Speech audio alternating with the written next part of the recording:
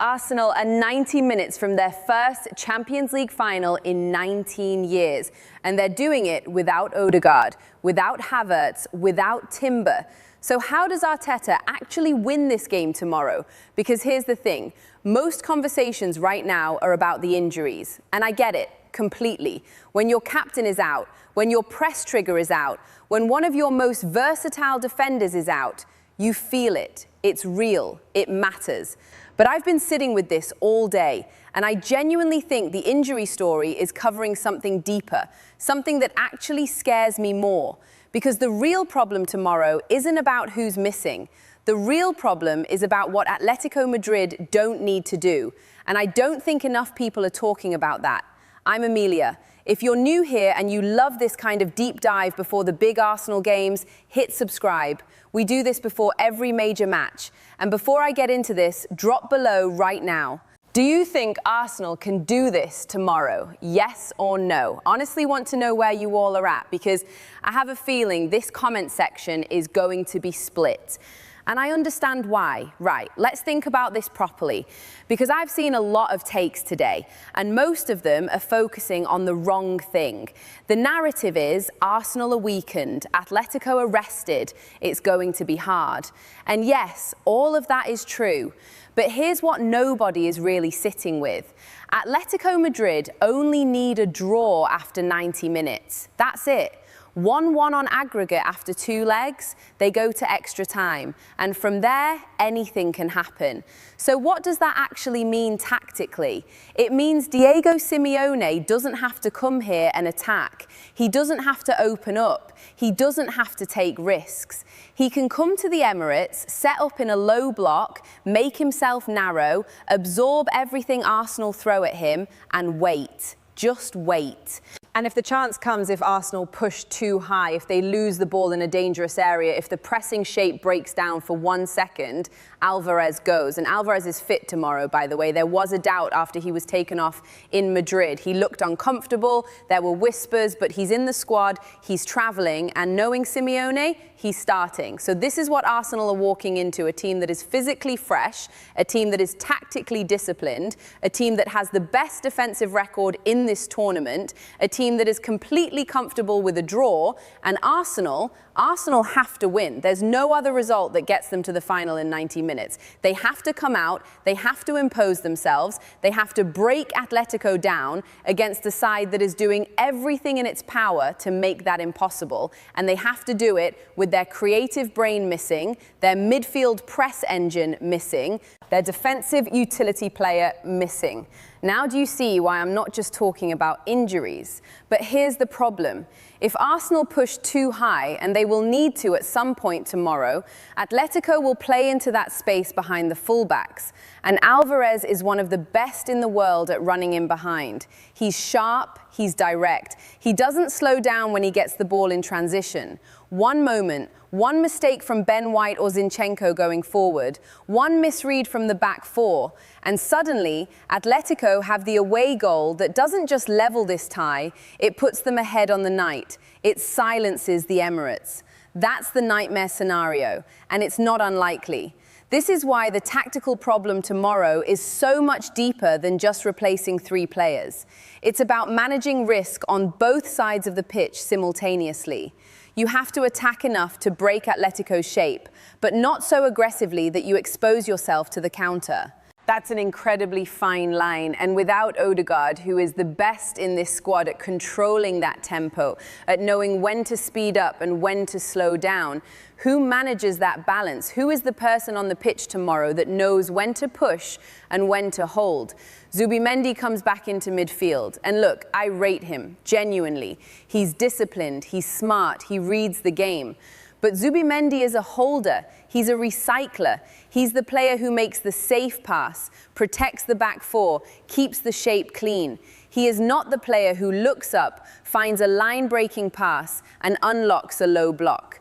And that's the pass Arsenal are going to need. Not once, multiple times, repeatedly.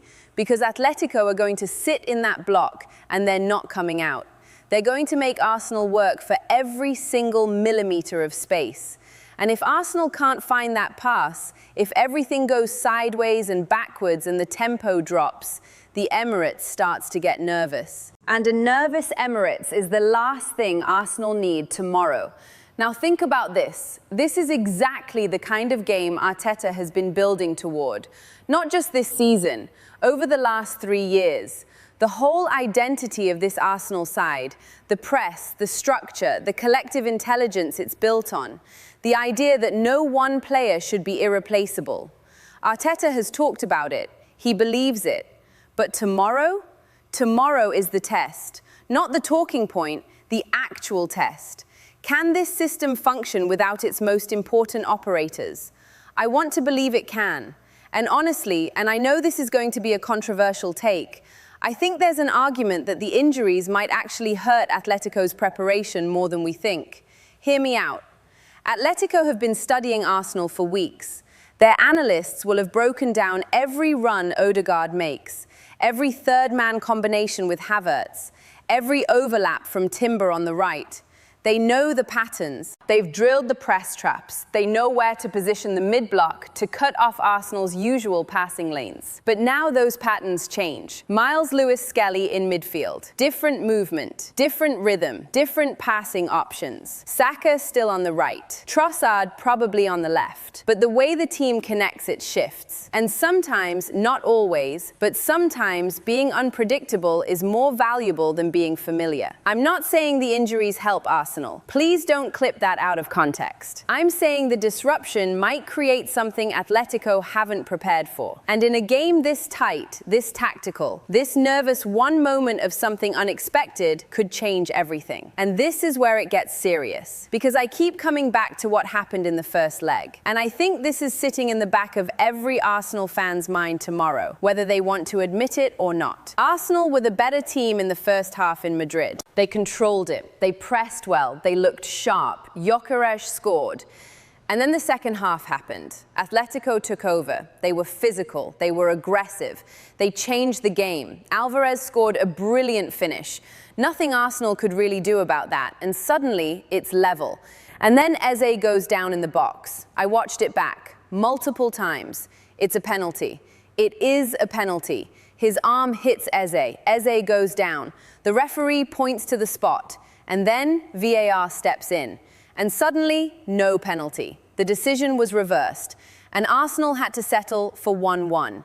Now, I'm not going to spend the whole video on this because I'll just make myself angry. But I think it matters tomorrow for one reason. Arsenal know they were robbed. Arteta knows. The players know. And that feeling doesn't go away overnight. It either eats at you or it drives you. And I genuinely believe, knowing this Arsenal squad, knowing the character in that dressing room, it will drive them tomorrow. The Emirates will be electric. 60,000 people who feel that injustice collectively, who want to see their team take back what was taken from them. That atmosphere is a weapon. And Atletico, for all their experience, for all their cold-blooded professionalism, they have not played at the Emirates in a game like this. This isn't La Liga. This isn't a routine European night. This is Arsenal at home in a Champions League semi-final with 19 years of hunger behind every single person in that stadium. I think that matters more than people are giving it credit for. Okay, let's talk about the key battle, because there's one specific area of the pitch that I think decides this tie. And it's not the obvious one. Everyone's going to watch Saka, as they should. But the battle that actually controls this game is deeper. It's the area between Arsenal's midfield and Atletico's defensive line. That space, the half space, the zone in between, is where Arsenal either find solutions or run out of ideas. Atletico will sit in a 4-4-2 block. Compact, 2 banks of 4. Julian Alvarez and one other forward ready to press when Arsenal have the ball in deep positions. What that means is, every time Arsenal build from the back, they'll get pressed early. Zubimendi will be targeted. He'll be forced to play quickly or back. And if Arsenal can't play through that press consistently, they'll end up going long or playing sideways. And sideways football against a deep Atletico block achieves nothing. The only way to unlock this is to play into the feet of whoever is in that 10 position or around it and have them face up, turn and find a runner in behind. Now, who is that player tomorrow? Because that's the real question Arteta has to answer. Ødegaard is that player in every normal game. He's the one who receives in tight spaces, spins, opens up the attack. Without him, who does it? I think Trossard has the intelligence for it. He's quiet, people underrate him because he's not loud. But his movement, his awareness of space, his ability to link play, it's high level. The other option is to move Saka into more central positions in the second phase and let him create from between the lines. He can do it. We saw glimpses of it against Bayern earlier in the tournament. But that changes the width, and Arsenal need width to stretch Atletico's block. Otherwise, the two banks of four stay compact and impenetrable. This is the dilemma, and it's real. Width to stretch the shape, or central quality to find the line-breaking pass. You need both. And without the right personnel, it becomes one of those nights where Arsenal look busy but not penetrating. I've seen it before. Everyone has. They move the ball nicely, it looks good, but it doesn't go forward, it doesn't create danger, and the minutes tick by. And the Emirates starts to feel the weight of it. That's the version of tomorrow that scares me. Not a bad result immediately, but a slow game, a grinding game, where Arsenal can't find the answer, and before you know it, it's the 70th minute, still goalless, and Atletico are exactly where they want to be. But here's the thing I keep reminding myself. Arsenal's home record in Europe this season has been extraordinary. They've been different at the Emirates, more direct, more vertical, more ruthless. The crowd gives them something. The energy is different. And Trossard specifically has been brilliant in European nights at home. He wants the ball in tight moments. He's fearless in those situations. I think the key is the first goal. I really do. If Arsenal score first, and I mean in the opening 30 minutes, this game opens up.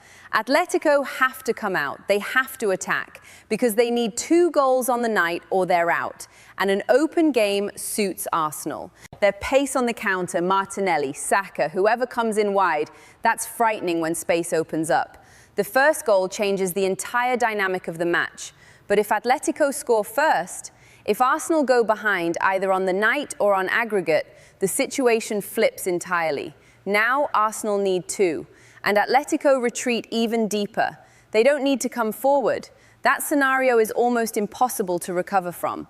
Not because Arsenal can't score, but because of what it does mentally, to the players, to the crowd.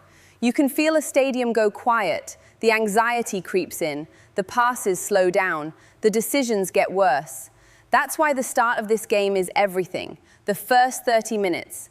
If Arsenal can press aggressively, control the territory, and get that first goal, I genuinely think they go through. And I'll put my prediction on the table right now. I think Arsenal win this 2-1. I think they score inside the first half. I think Atletico equalize at some point because they're too good not to have a moment. And then I think Arsenal find the winner. It's not going to be comfortable, it's not going to be clean, but I think the Emirates carries them through. And here's the reason I actually believe that. This Arsenal squad has something that doesn't show up in stats or injury lists. It's the belief that this is their moment. Last year, they were so close, so painful, so frustrating. This year, the way they've played in Europe, the confidence, the maturity, they look like a team that actually believes they can win this tournament. And I think tomorrow, under the lights, in front of 60,000 people who have been waiting 19 years for this, that belief is going to be the difference. Not tactics, not personnel, belief. And here's the bigger picture. Because if Arsenal do get through tomorrow, whoever comes out of the other semi-final, Real Madrid or whoever they're facing, that's a completely different conversation. That's a whole other video. But let me just say this. A Arsenal Champions League final in 2026, after everything this club has been through, the near misses, the disappointments, the years of rebuilding, that would mean everything. Not just for the fans, for the players, for Arteta, for the entire journey that has brought this club back to where it belongs. And standing between them and that moment is one 90-minute game at home with the crowd behind them. And honestly, I wouldn't want to be Atletico Madrid tomorrow, because this Arsenal team, injured, short-handed, carrying the weight of 19 years, they are going to come out and give everything they have. And sometimes that's enough. Sometimes the emotion of a night like this overrides everything else. I believe Arsenal go through tomorrow. I believe they do it the hard way. Like, they've done everything the hard way, but they do it. All right, that's everything from me. Let me know below, Arsenal through or Atletico? And if you think I'm missing something, if there's a tactical angle I haven't covered, or a player you think makes the difference, tell me. I'm reading every single comment tomorrow. Come on, Arsenal.